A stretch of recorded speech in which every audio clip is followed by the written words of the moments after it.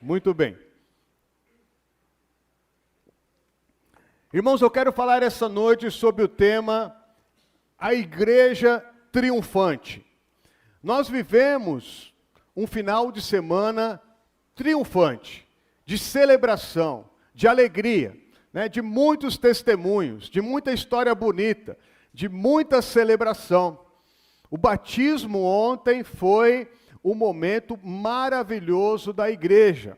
Pena que você não pôde ir, por ser sábado, muitos trabalham, talvez você não pôde ir, mas foi um momento poderoso de celebração, de alegria, de festa, de comunhão, de partir o pão, de estarmos assim uns aos outros ali envolvidos no mesmo nível, no mesmo local, numa mesma diversão, com o mesmo coração. Foi um dia de triunfo, de uma igreja triunfante.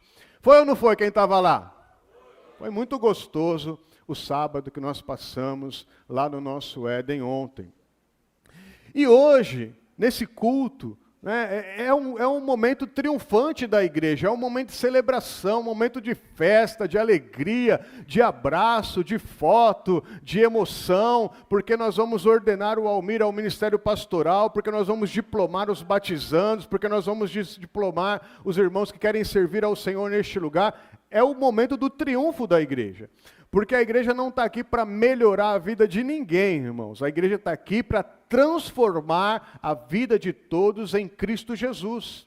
Para que haja uma conversão genuína de cada um e escolham servir ao Senhor Jesus com alegria, com liberdade. Mas para que esse tempo de triunfo aconteça, irmãos, tem que haver um dia a dia de trabalho, um dia a dia de semeadura, uma constância, uma continuidade. Nós não vivemos dias triunfais todo dia. Não é possível viver, né, esse triunfo, essa festa, essa celebração, essa alegria, se nós não estivermos dia após dia, semeando, plantando, trabalhando, nos esforçando, fazendo a nossa parte, para que chegue o dia da celebração, o dia da festa. Isso pode ser aplicado para a igreja, como nós estamos falando aqui, mas para a vida de qualquer um. Ninguém vai triunfar na vida do nada. Ninguém vai celebrar vitórias e conquistas do nada. Quando alguém está celebrando de fato uma conquista, atrás dessa celebração houve o tempo do suor, das lágrimas, do trabalho, da semeadura, o dia a dia e a constância, até que se chegou no dia do triunfo, da celebração, no dia da vitória. Aqueles que, por um acidente, têm lá aquele dia glorioso, logo caem. Porque não tem sustentação, é uma coisa inflada, é uma coisa maquiada, não é uma realidade de vida. A vida cristã de triunfo, de viver em triunfo, né, é essa expectativa de semear dia após dia, para que no dia da colheita, como é o dia de hoje, nós possamos ter essa liberdade, essa inteireza de coração e essa alegria para celebrarmos ao Senhor. Então eu quero falar sobre isso hoje, baseado em um texto muito falado quando a gente pensa numa igreja boa. Pensa numa igreja boa, igreja que você gostaria de ser membro dessa igreja. É essa igreja aqui que nós vamos olhar para ela agora. Atos capítulo 2, nós vamos ler a partir do verso 41. Que diz assim: os que aceitaram a mensagem foram batizados, e naquele dia houve um acréscimo de cerca de 3.000 pessoas. Eles se dedicavam ao ensino dos apóstolos, e à comunhão, e ao partir do pão, e às orações. Todos estavam cheios de temor, e muitas maravilhas e sinais eram feitos pelos apóstolos. Os que criam mantinham-se unidos e tinham tudo em comum. vendendo suas propriedades e bens, distribuíam a cada um conforme a sua necessidade. Todos os dias continuavam a reunir-se no pátio do templo, partiam o pão em suas casas e juntos participavam das refeições, com alegria e sinceridade de coração, louvando a Deus e tendo a simpatia de todo o povo. E o Senhor lhes acrescentava diariamente os que iam sendo salvos. Até aqui. O verso 41, ele vai falando de o que culminou, né, a pregação que Pedro fez a um grupo muito grande de pessoas. E o verso 41, irmãos, ele é um verso de celebração. Eles estavam felizes, celebrando, vibrantes, porque 3.000 pessoas aceitaram a mensagem e foram batizadas. É o tempo da colheita. O verso 41, ele fala de um tempo da colheita, da vitória, da celebração e da festa.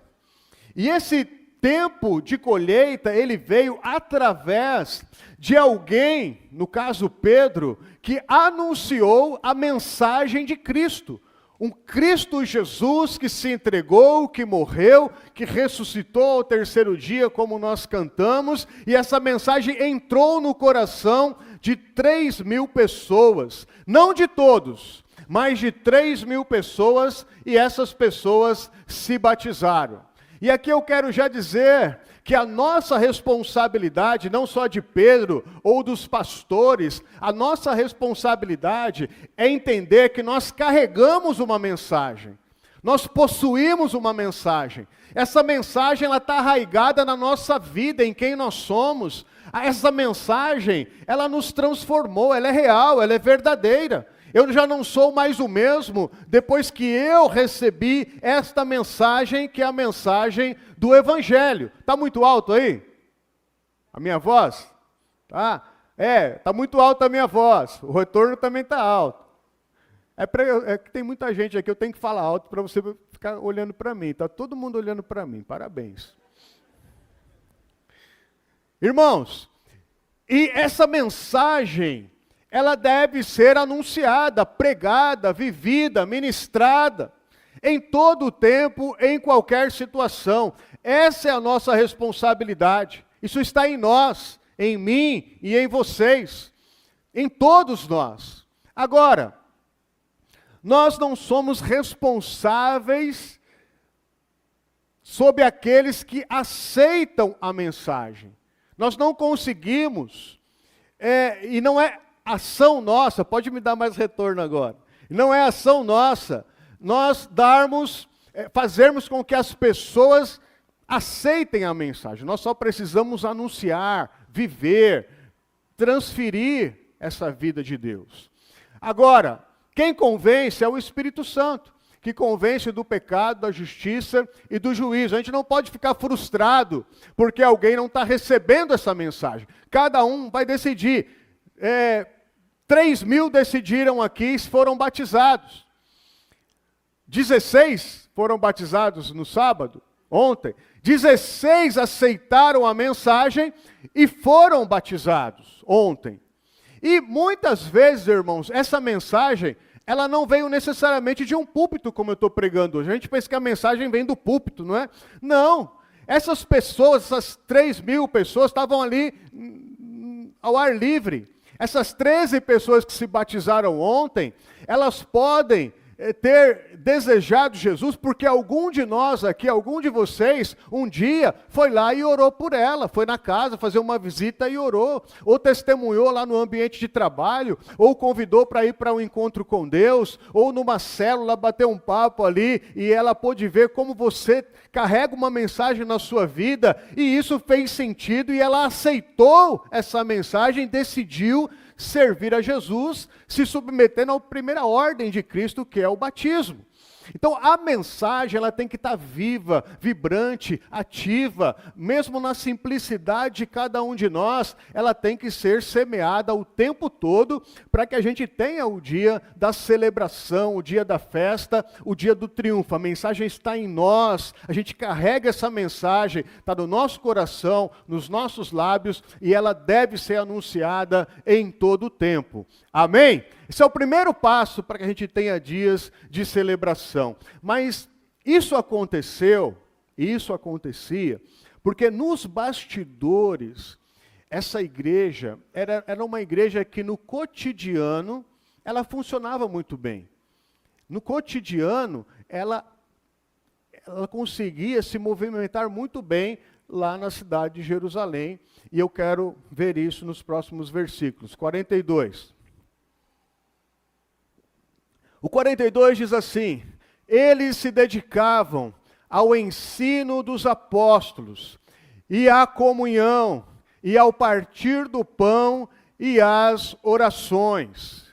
Essa igreja era uma igreja dedicada, persistente, constante, participativa, presente. É isso que significa a dedicação.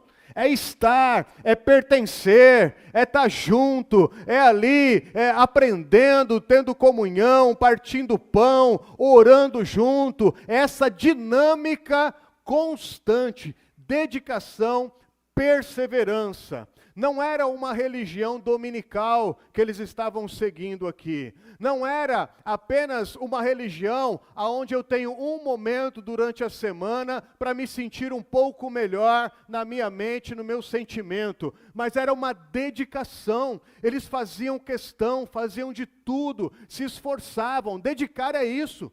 Dedicar não é eu vou tentar.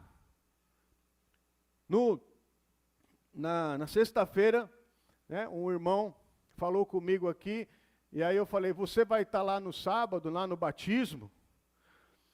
Aí o irmão falou para mim assim, eu vou me esforçar para ir, vou fazer de tudo para ir. Aí eu falei assim, olha, o brasileiro quando ele fala, falei para ele, né? O brasileiro quando ele fala que ele vai se esforçar e vai fazer tudo para ir, é porque é uma forma educada dele dizer que ele não vai. E às vezes a gente está assim.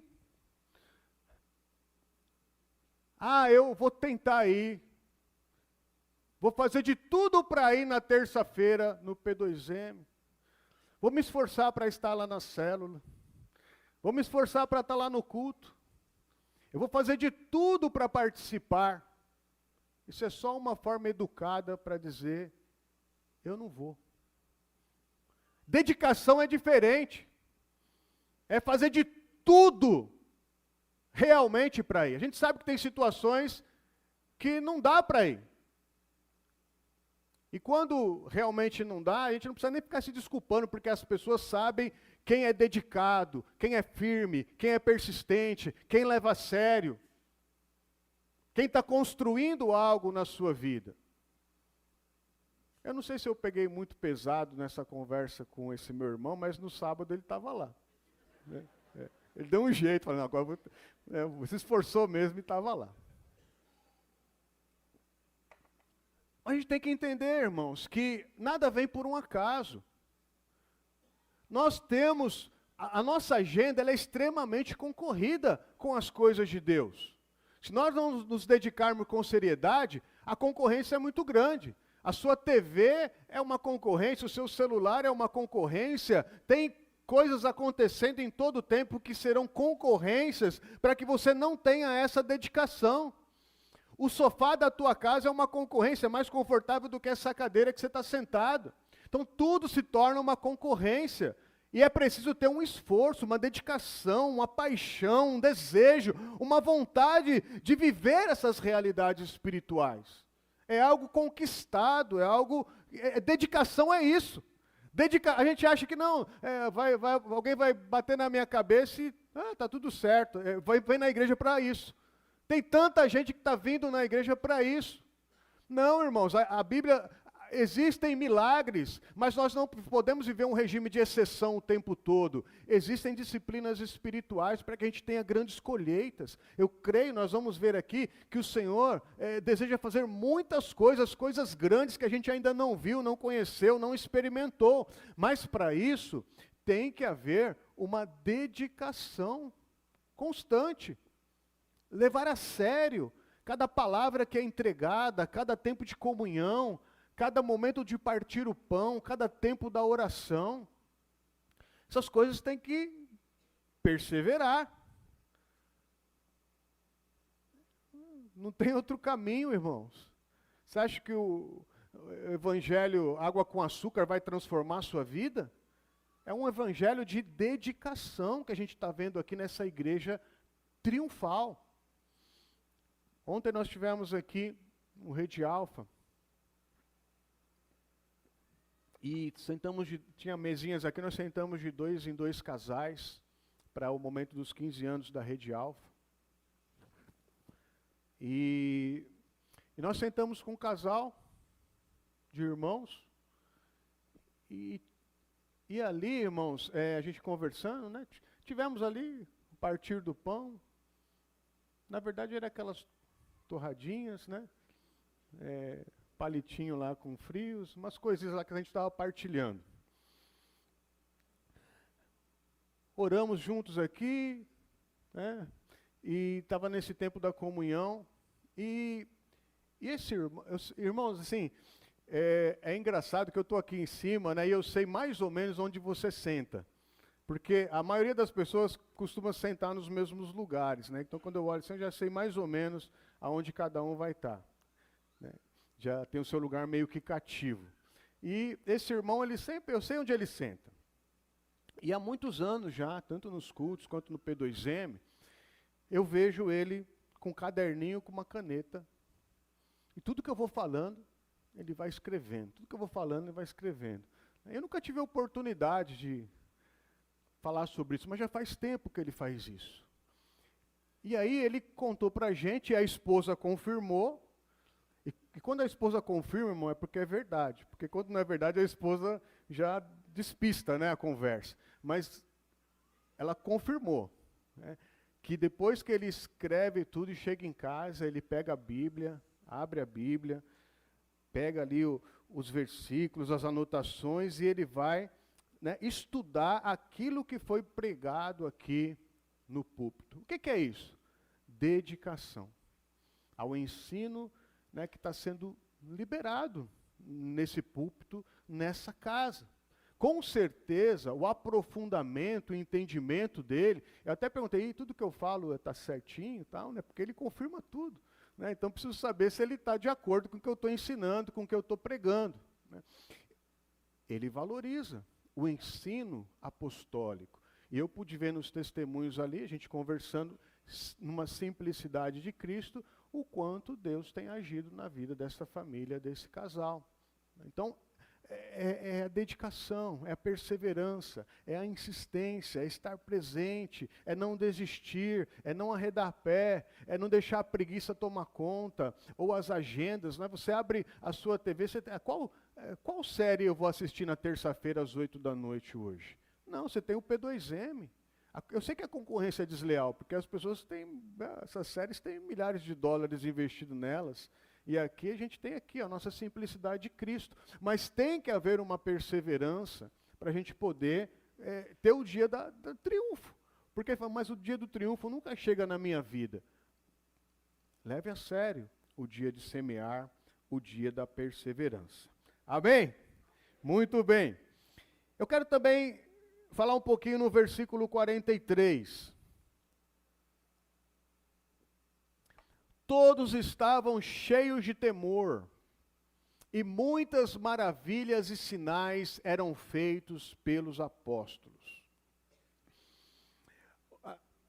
O princípio que liberava as maravilhas aqui, o gatilho que disparava as maravilhas e os sinais, era que todos estavam cheios de temor. A igreja era uma igreja que temia a Deus. O que é o temor a Deus, irmãos? O temor a Deus é a certeza, é a convicção que Deus está presente. É a presença de Deus na minha vida. Quando eu entendo que Deus está presente na minha vida, isso tem que me encher o meu coração de temor, porque Ele sabe, porque Ele vê, porque eu não posso me esconder de forma alguma da sua santa presença. A sua presença santa está na minha vida, a sua presença santa está entre nós. Deus está presente e isso precisa gerar um temor no meu coração. Deus está presente não só aqui, Deus está presente na minha casa. Quando eu entendo e eu tenho um temor que Deus está presente dentro da minha casa, o meu comportamento dentro da minha casa precisa mudar. Porque Ele está presente, Ele está vendo, Deus está presente na hora que eu estou no meu quarto, Deus está presente no meu celular, quando está comigo no meu celular, Deus está comigo na TV, Deus está comigo no meu trabalho, Deus está presente quando eu estou conversando com alguém, Deus está presente no meu namoro, Deus está presente nos meus negócios, no meu relacionamento fornecedor-cliente. Deus está presente e isso tem que gerar um temor em mim. Deus está presente nos ambientes que eu frequento, Deus está presente no meu relacionamento marido e mulher. Isso precisa gerar um temor, porque quando gera um temor, as maravilhas e os sinais começam a acontecer. Deus está presente nos relacionamentos, isso gera um respeito maior. Porque o Senhor está testemunhando como eu trato o meu irmão, como eu trato a minha irmã, como eu trato as pessoas, como eu respondo às demandas, com que tipo de coração eu estou julgando as questões da vida. Deus está presente. Quando eu deixo de ter temor, Deus está presente, dane-se, eu faço do jeito que eu quero. Como é que nós vamos ver sinais e maravilhas se manifestando? É por isso que nós temos que ter essa mesma mente, esse mesmo coração e entender esse temor de Deus. Esse temor de Deus, ele é um princípio tremendo da sabedoria. Porque é a partir desse temor de Deus que define quem eu sou, as minhas escolhas, meus relacionamentos. Isso dispara gatilhos tremendos de sinais e maravilhas.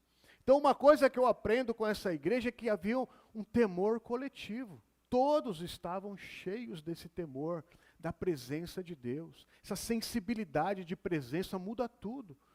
Que essa presença possa nos alcançar, irmãos, em nome de Jesus. Que essa presença possa estar no nosso coração, Deus está presente na minha emoção, Deus está presente no meu sentimento, nas minhas memórias, nos meus olhos, nos meus ouvidos. Deus está presente. E eu preciso, então, ter esse sentimento de temor. Porque Ele é santo e eu estou aqui para responder e para ser um representante de quem Ele é.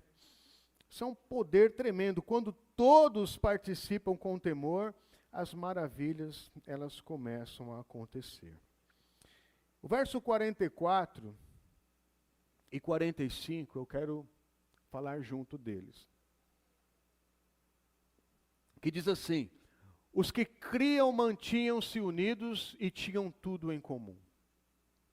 Vendendo suas propriedades e bens, distribuíam a cada um conforme a sua necessidade. Irmãos, isso é muito radical. Esse versículo, ele é pesado.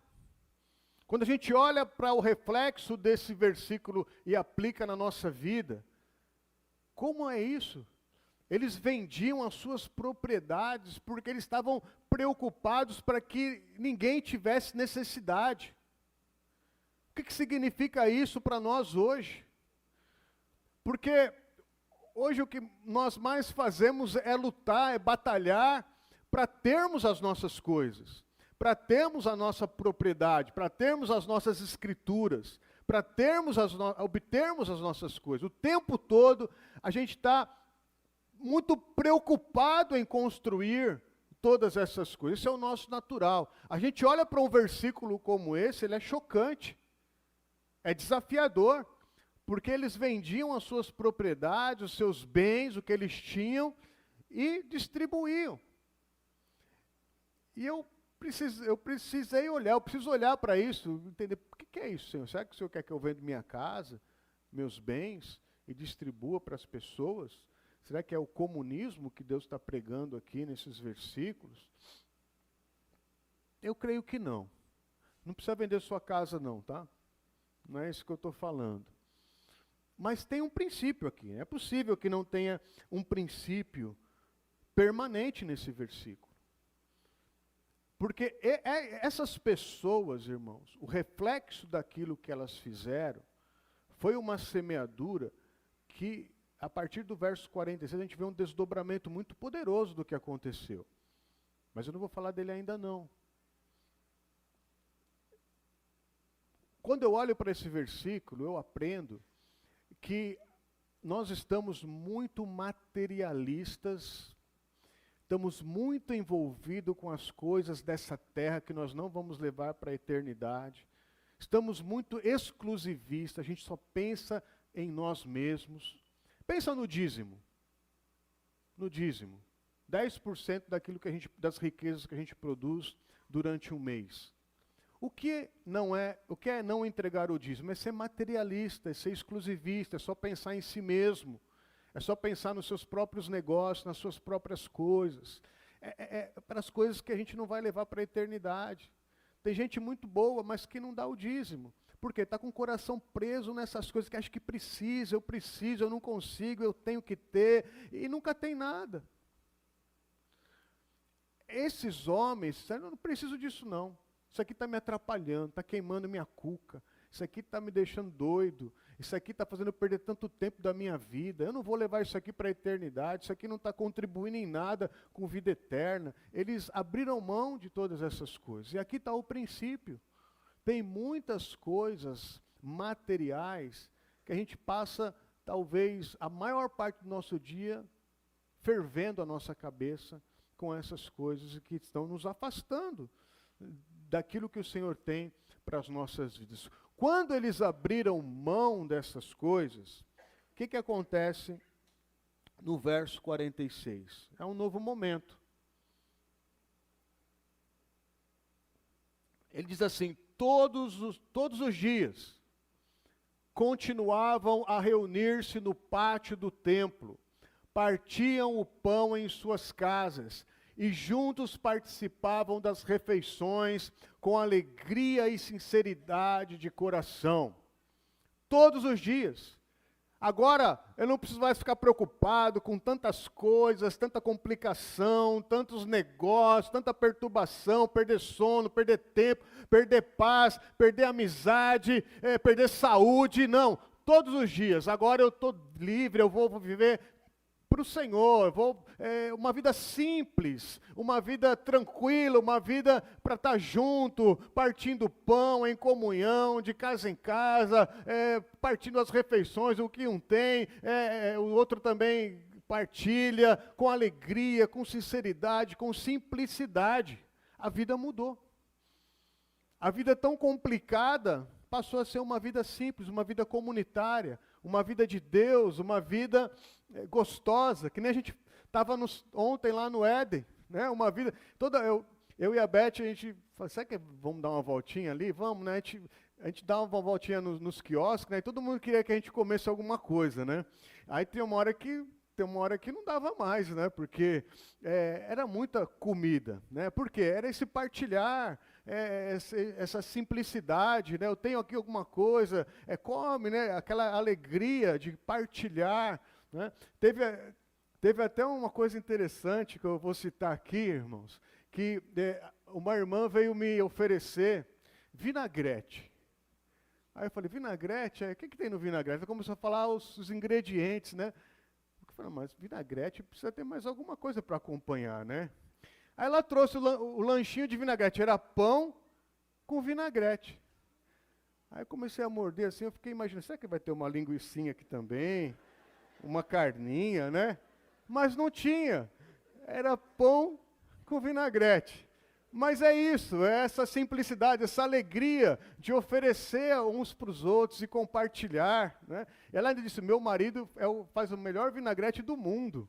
Eu falei, tá bom, né? Então vamos comer o pão com vinagrete. Mas que eu queria que tivesse uma linguicinha ali, eu queria.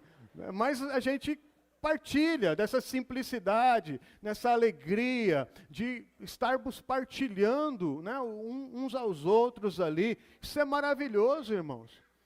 Será que a gente precisa de tantas coisas assim que nos perturbam, nos tiram a paz, nos tiram o sono, nos tiram a comunhão, nos tiram a vida comunitária? Então, é um princípio aqui.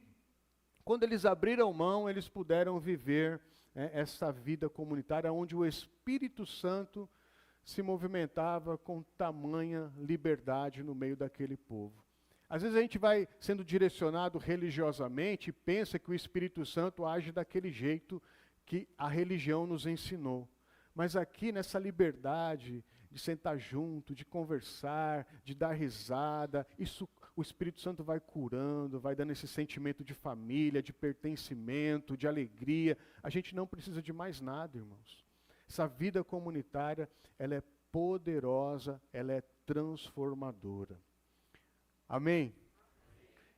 E olha que eu não sou das pessoas mais de exemplo de querer, se eu quiser falar, quem gosta de festa, de vida comunitária, é o pastor Rubens, né? Ele que gosta desses negócios todos, né?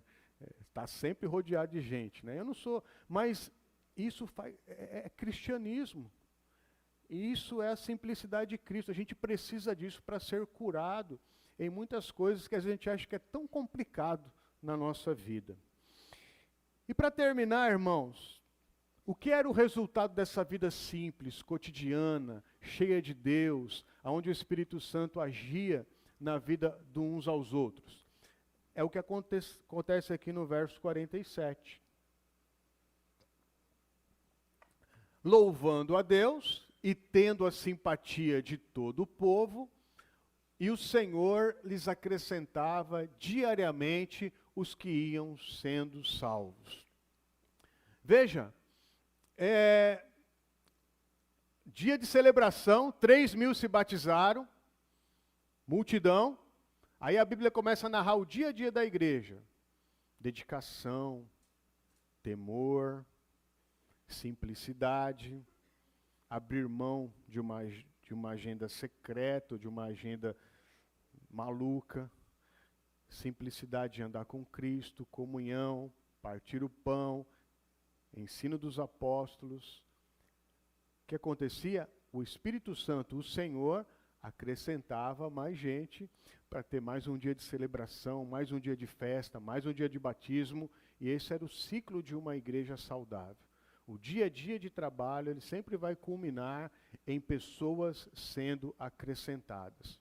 Então eu creio, irmãos, que o Senhor, Ele deseja acrescentar muitas vidas a nós, no nosso meio. Imagine Deus olhando para as pessoas que Ele deseja salvar na cidade de Jandira e na nossa região.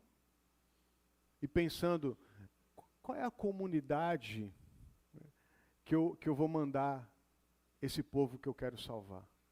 Para onde eu vou mandar essa gente? Que igreja eu escolho, em outras palavras? Porque aqui a Bíblia fala, ó, louvando a Deus, caindo na simpatia do povo.